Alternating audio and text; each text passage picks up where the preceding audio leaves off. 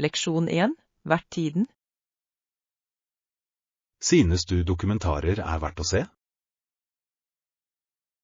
Ja, de gir ofte stor historisk kontekst. Det sant. Noen virkelig engasjerende og informative. Jeg så en om gamle sivilisasjoner. Det var fascinerende.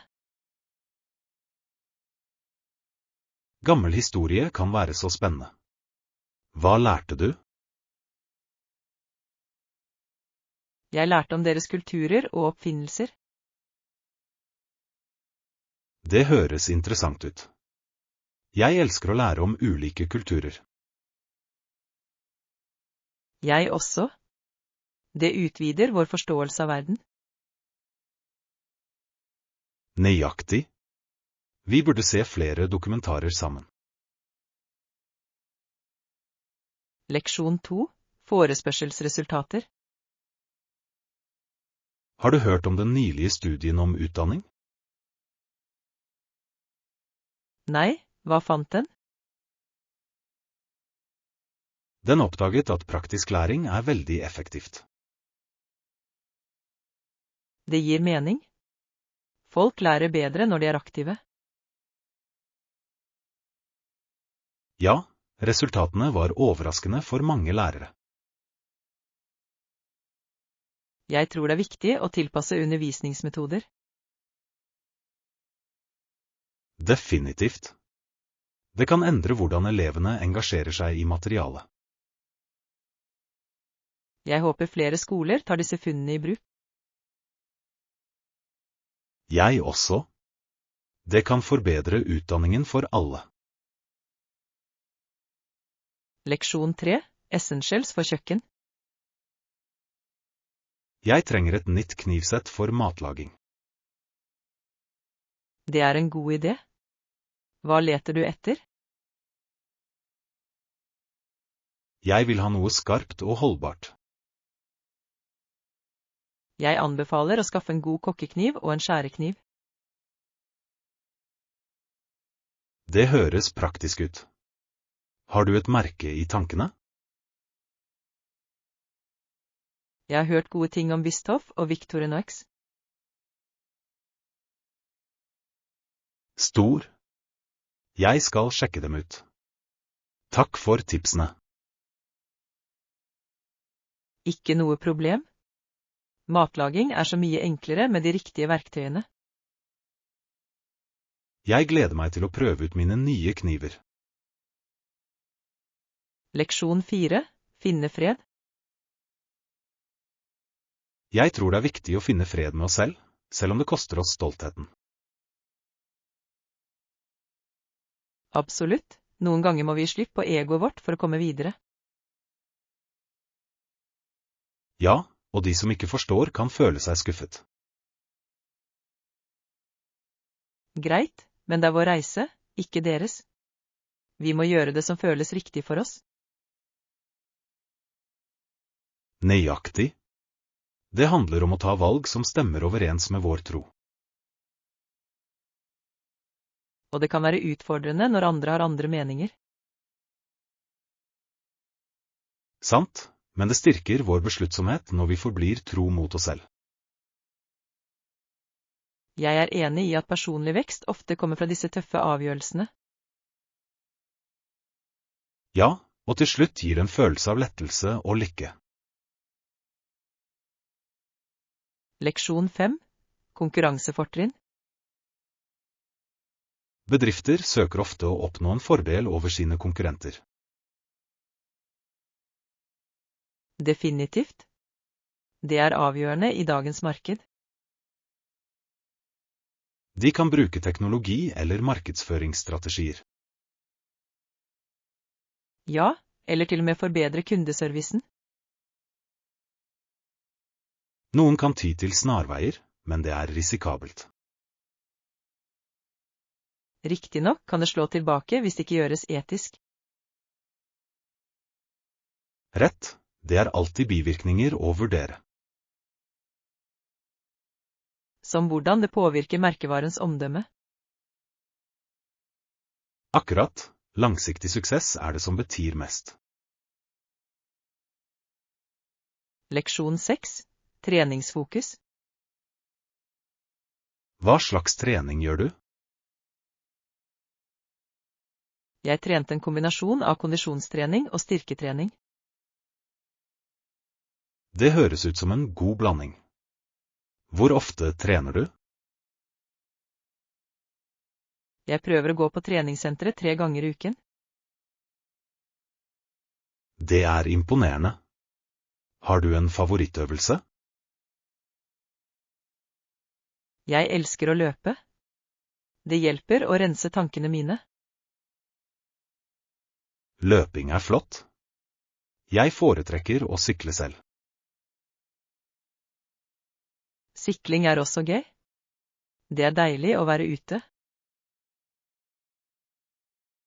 Ja. Frisk luft gjør en stor forskjell. Leksjon 7. Prester og ekteskap. Det en interessant debatt om hvorvidt prester skal få lov til å gifte seg. Ja, jeg har hørt begge sider av argumentet. Den romersk-katolske kirke mener prester bør forbli sølibate. Men andre hevder at ekteskap kan være fordelaktig. Det kan gi følelsesmessig støtte og vennskap.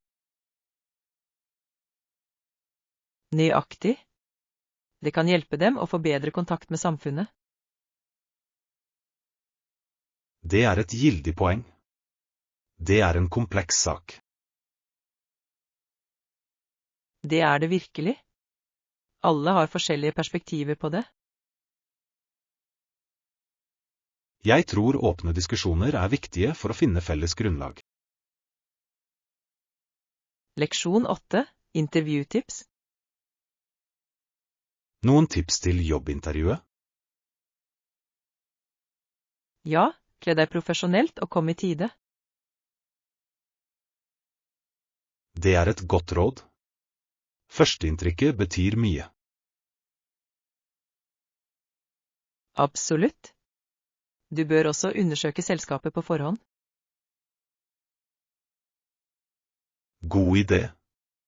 Å vite om selskapet viser din interesse. Nøyaktig. Og tren på vanlige intervjuspørsmål også. Det skal jeg definitivt gjøre. Tillit nøkkelen. Sikkert. Bare vær deg selv og vær rolig. Takk. Jeg føler meg mer forberedt allerede. Leksjon 9. Testing av storhet. Storhet kommer ikke når ting alltid går bra for deg. Høyre. Det vises når du tar noen støt og fortsetter. Nøyaktig. Hvordan holder du deg sterk i tøffe tider? Jeg fokuserer på målene mine og minner meg selv om tidligere suksesser. Det en smart tilnærming. Jeg liker å snakke med venner for å få støtte. Venner kan virkelig hjelpe deg med å holde deg motivert. Ja. Det viktig å ha et støttesystem. Sikkert. Hva hjelper deg å komme deg tilbake mest? Jeg reflekterer over det jeg har lært av opplevelsen. Leksjon 10. Mindful eating. Har du prøvd å praktisere mindful eating? Ja, det kan være utfordrende, men jeg prøver å fokusere på det. Hvilke teknikker bruker du for å holde deg oppmerksom? Jeg tar små biter og nyter smakene av maten min.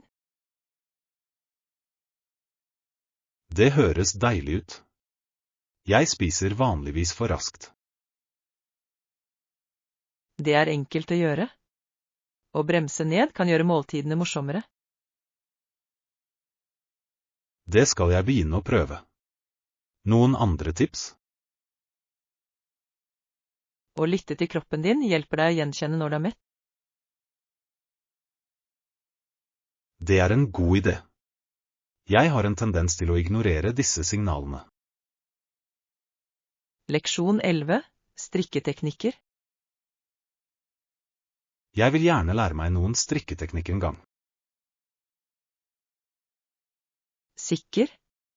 Strikking er en fin måte å slappe av og skape på. Hva er den beste sømmen for nybegynnere? Rillestrikken er enkel og lett å lære seg. Det skal jeg huske. Hvor lenge har du strikket? Jeg har strikket i årevis. Det er veldig terapeutisk.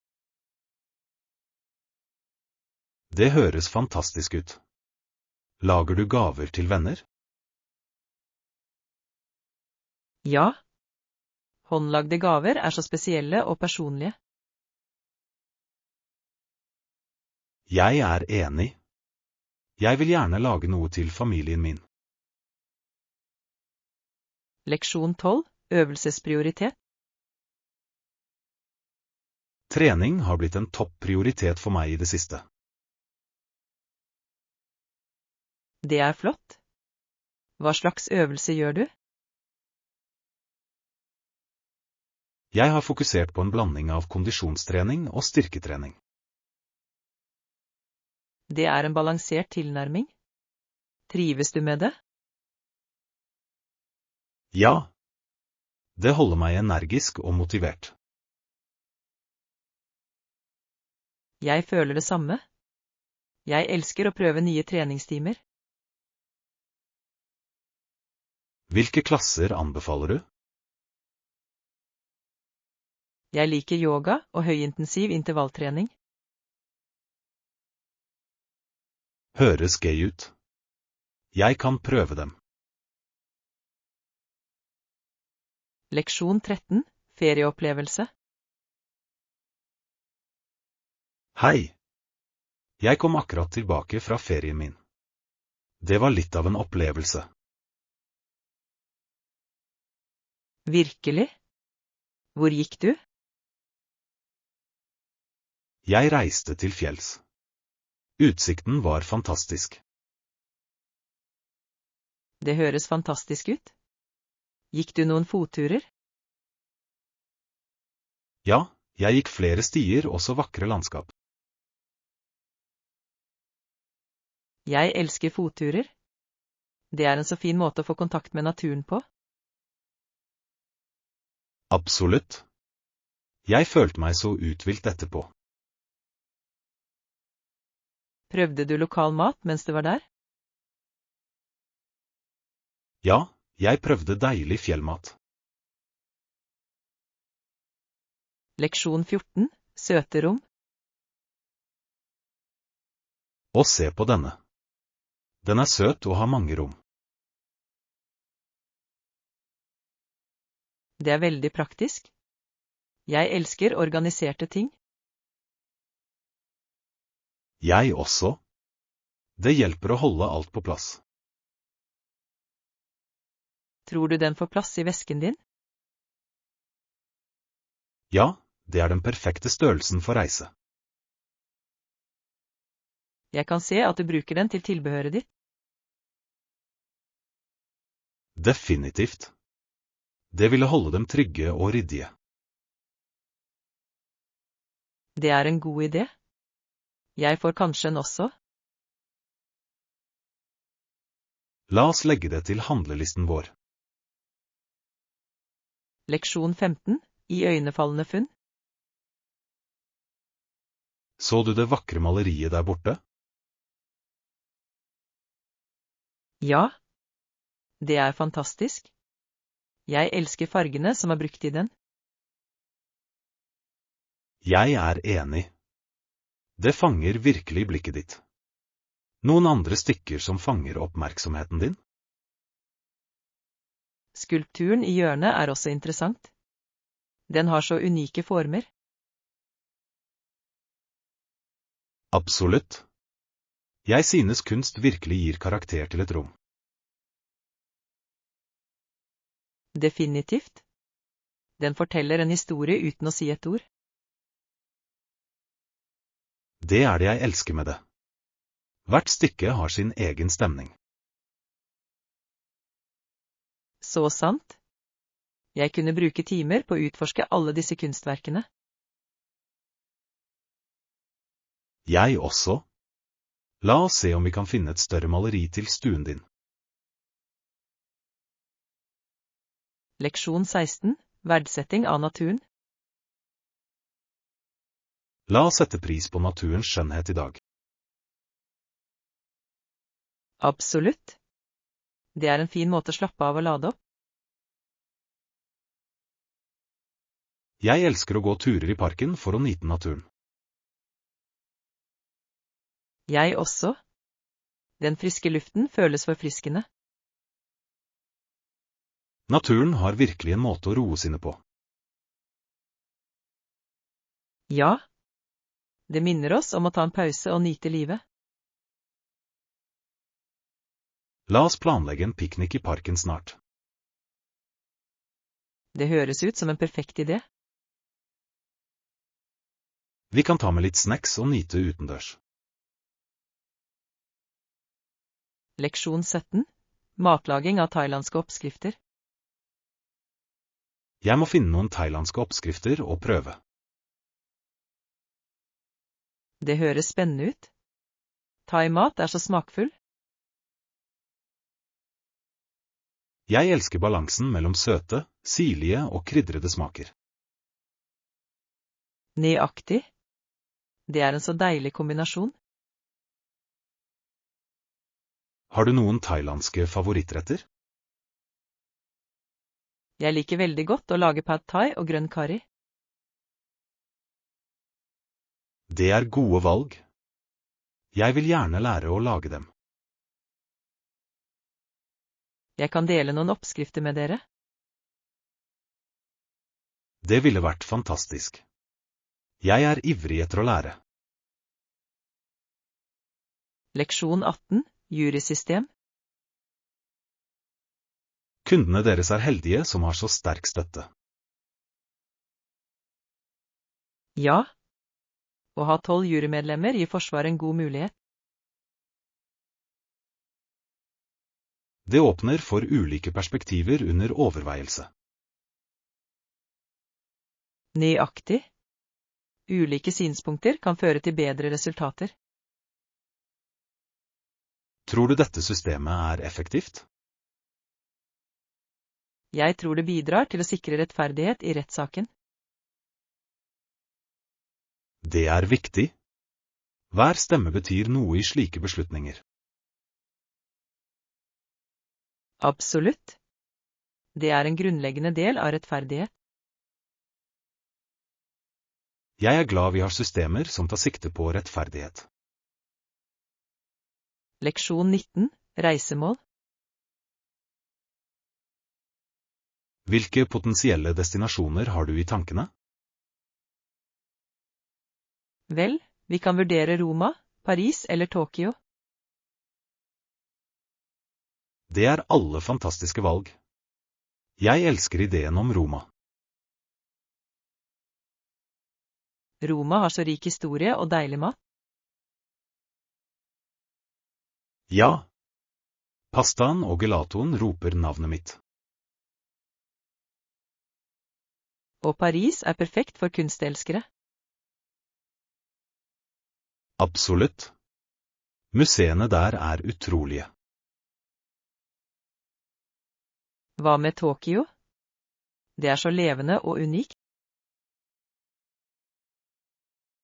Jeg vil gjerne oppleve kulturen der også. Leksjon 20. Unik innredning. Hva med et stort kunstverk eller en unik møbelgjenstand? Det høres interessant ut. De kan virkelig forbedre en plass. Ja, kunst gir karakter til ethvert rom. Jeg er enig.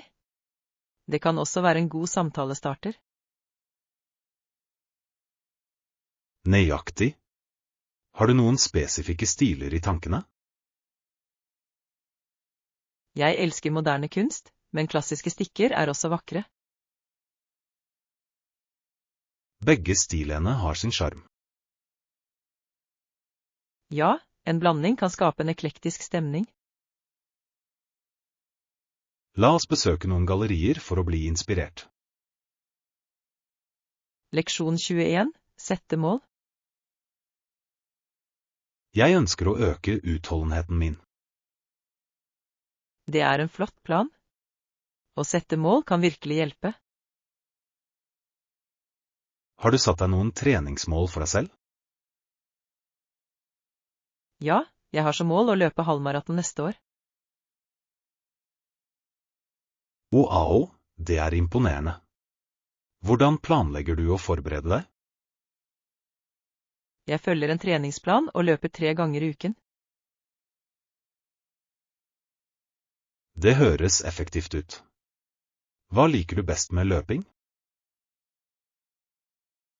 Jeg elsker følelsen av frihet og den friske luften. Hva med deg? Jeg liker utfordringen og flytter grensene mine. Leksjon 22. Respekter historien. Det er viktig å respektere gamle bygninger i byen vår. Jeg er enig. De forteller historier om vår fortid. Har du en favoritthistorisk bygning? Ja, det gamle biblioteket i sentrum. Det er vakkert. Jeg elsker det stedet også. Den har en så unik arkitektur. Og historien bak er fascinerende. Nøyaktig. Det får deg til å sette mer pris på kulturen. Vi burde besøke det sammen en gang. Det høres ut som en god idé. La oss planlegge for det. Leksjon 23. Dansetimer. Jeg takket ham for at han ga meg dansetimer. Det er fint. Hvordan gikk de? De var morsomme, men jeg tror aldri jeg kommer til å bli veldig god på det.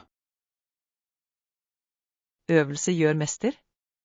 Du kan overraske deg selv. Kanskje. Jeg må bare finne den rette rytmen. Har du tenkt på å bli med i en dansegruppe?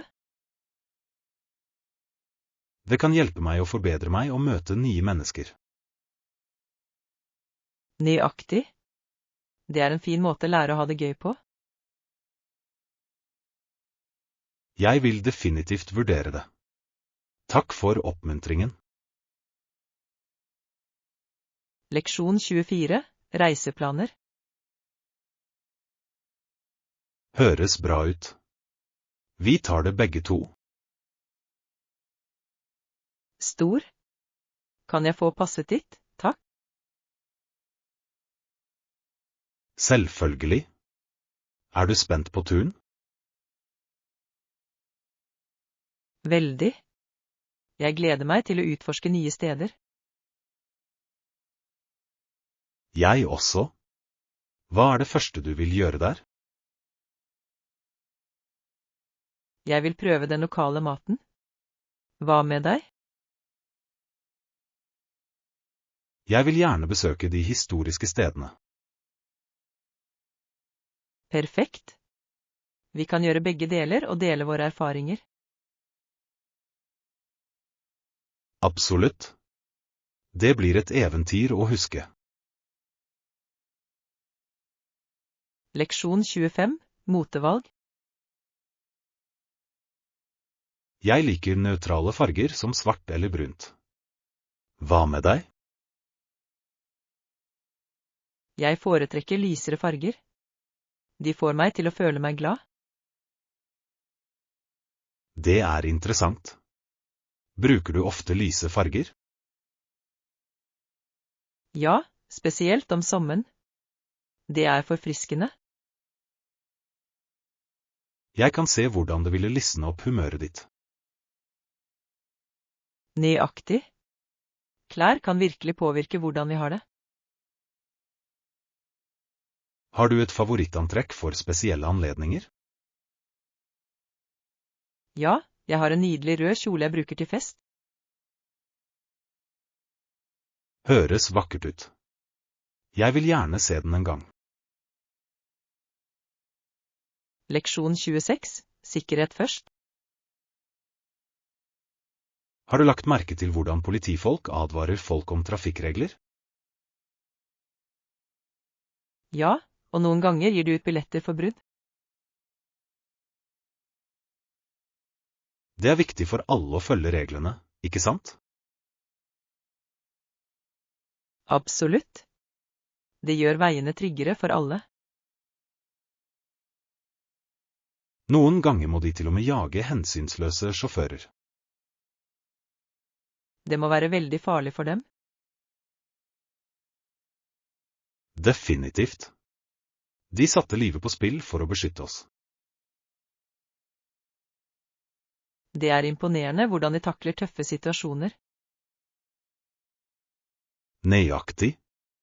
Vi burde vise dem mer takknemlighet. Leksjon 27. Tennis for kvinner. Så du tennisfinalene for kvinner forrige helg? Ja, det var fantastisk. Spillerne var så dyktige. Jeg tror King er en stor inspirasjon for kvinner i idretten. Det er hun virkelig. Hennes støtte til kvinnetennis er velkjent. Det er viktig for kvinnelige idrettsutøvere å ha forbilder. Jeg er enig. Det hjelper dem å streve etter storhet. I tillegg oppmuntrer det flere jenter til å drive med sport. Ja. Sport kan styrke unge kvinner. Nøyaktig. Vi trenger mer støtte til kvinner i idretten. Leksjon 28. Helgeferie. Hei. Jeg tenkte på å planlegge en helgetur. Noen forslag? Hva med fjellene? Det er vakkert der denne tiden av året. Det høres deilig ut. Hvilke aktiviteter kan vi gjøre? Vi kan vandre, ha en piknik og nyte den friske luften. Jeg elsker fotturer. Kjenner du til noen gode løyper? Ja, det er en flott sti med fantastisk utsikt over dalen. La oss planlegge for det. Når bør vi gå? Hva med neste helg? Vi kan pakke sammen fredag. Høres perfekt ut. Jeg kan ikke vente. Leksjon 29. Små endringer. Å implementere disse praksisene i livene våre kan virkelig hjelpe. Ja. Små endringer kan gjøre en stor forskjell. Hvilke endringer har du gjort nylig? Jeg begynte å drikke mer vann hver dag. Det er en god idé. Jeg må også gjøre det. Du vil føle deg mer energisk, stol på meg. Jeg tror det. Hva annet bør vi prøve? Kanskje vi kan begynne å lage sunnere måltider sammen? Jeg ville elske det. La oss planlegge noen oppskrifter. Leksjon 30. Lokale skikker. Jeg tror det er viktig å undersøke reisemålet ditt før du reiser. Absolutt. Å kjenne til lokale skikker hjelper deg å respektere kulturen. Høyere. For eksempel, i Japan er buking et tegn på respekt. Nøyaktig. Og i noen land forventes ikke tips i det hele tatt. Ja, det kan sees på som frekt på steder som Japan. Det er fascinerende hvordan skikker varierer fra sted til sted. Definitivt. Det gjør reiser mer interessant og berikende. I tillegg hjelper det deg å få bedre kontakt med lokalbefolkningen. Det er sant. Å bygge relasjoner er en stor del av reise. Leksjon 31. Reise Australia. Transport kan være vanskelig i Australia. Ja, spesielt med så mangfoldig landskap. Mange deler er ganske ugiftsmilde, ikke sant? Absolutt. Men skjønnheten er verdt det. Har du reist dit før?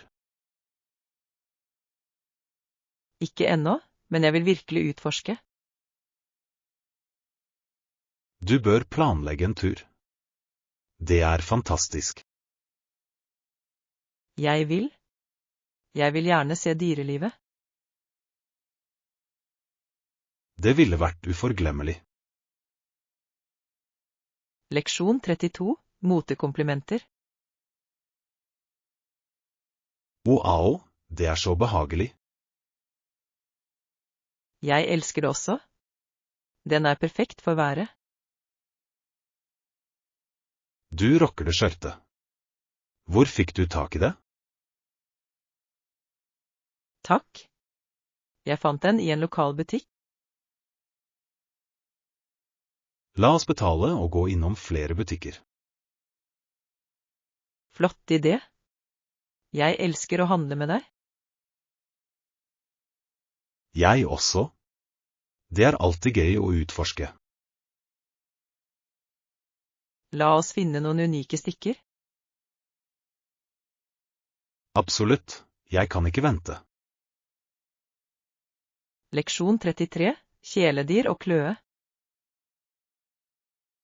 Kjæledyrene dine kan få kløe av bitt, ikke sant? Ja, mygg kan være et reelt problem.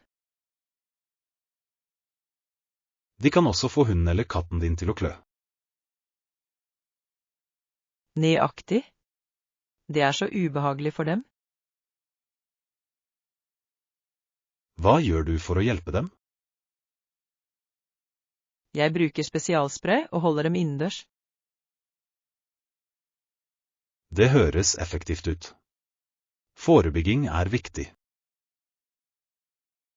Definitivt. Jeg vil at kjæledyrene mine skal være lykkelige. Jeg også. La oss finne flere løsninger sammen. Leksjon 34. Skape ro. Å skape en rolig atmosfære høres fint ut. Jeg kan legge til noen planter for en mer naturlig følelse.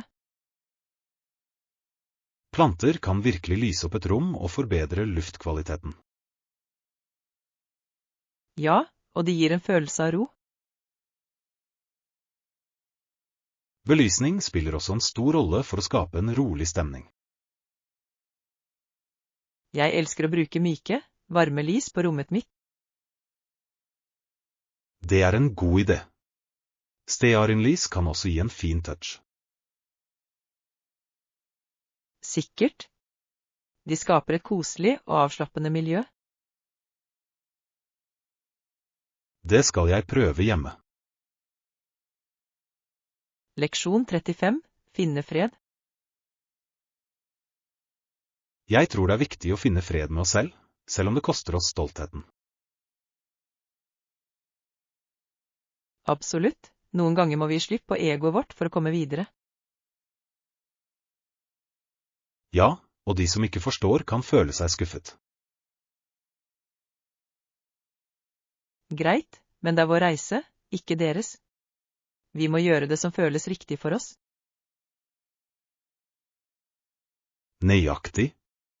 Det handler om å ta valg som stemmer overens med vår tro. Og det kan være utfordrende når andre har andre meninger.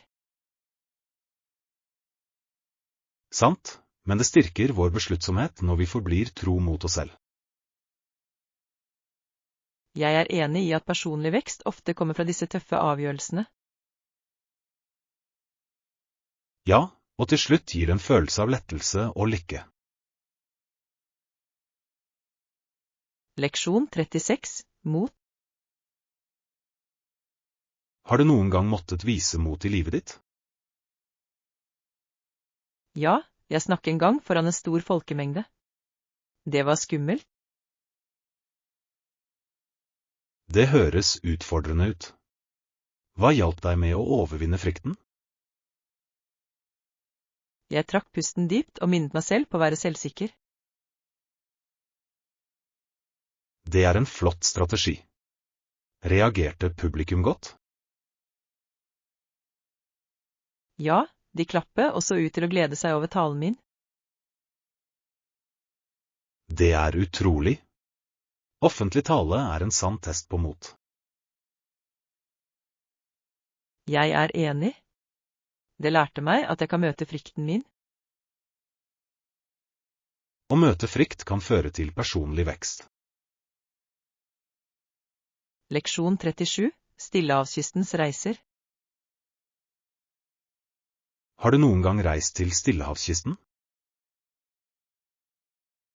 Ja, det er spesielt populært blant turister fra California.